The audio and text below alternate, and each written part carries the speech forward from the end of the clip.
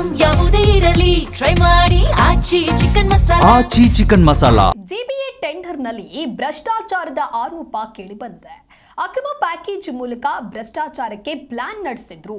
8 ವಾರ್ಡ್ಗಳು ಸೇರಿದಂತೆ package tender ಕರೆಯಲಾಗಿದ್ದು, ಲೋಕೋಪಯೋಗಿ ಸೇರಿ ವಿವಿಧ ಇಲಾಖೆಗಳ ಟೆಂಡರ್ ಅದು. ಪ್ಯಾಕೇಜ್ ಮಾದರಿಯ ಟೆಂಡರ್ ಕರೆಯಲು ಸಿದ್ಧತೆಯನ್ನ ನಡೆಸಿಕೊಂಡಿದ್ರು ಅಂತ ಹೇಳಿ ಗುತ್ತಿಗೆದಾರರ ಸಂಘದ ಅಧ್ಯಕ್ಷ ಮಂಜುನಾಥ್ ಈ ರೀತಿಯಾಗಿ ಆರೋಪವನ್ನ ಮಾಡಿದ್ದಾರೆ.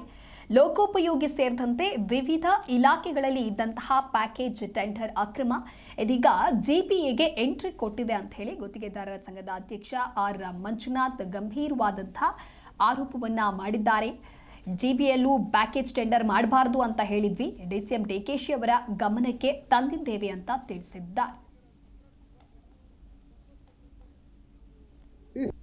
ಸಂಬಂಧಪಟ್ಟಂತೆ ನಾವು DCM ಸಾಹೇಬ್ರ ಹತ್ರ ನಾವೆಲ್ಲ ಹೋಗಿ ಹಲವಾರು ಸಾರಿ ನಮ್ಮ ಪದಾಧಿಕಾರಿಗಳು ಎಲ್ಲರೂ ಸಹ ಹೋಗಿ DCM ಸಾಹೇಬ್ರ ಹತ್ರ ನಾವು ಚರ್ಚೆ ಮಾಡಿದ್ದೀವಿ. ಅದನ್ನು ಕೊಡ್ತೀನಿ ಅಂತ ಹೇಳಿದ್ದಾರೆ. ಬಟ್ ಆದರೆ ಫೈಲ್ ಪುಟಪ್ ಆಗಿದೆ. ಏನೋ ಟೆಕ್ನಿಕಲ್ ಪ್ರಾಬ್ಲಮಿಂದ ಫೈಲ್ ವಾಪಸ್ ಬರುವಂಥ ಒಂದು ಕೆಲಸ ಆಗಿದೆ.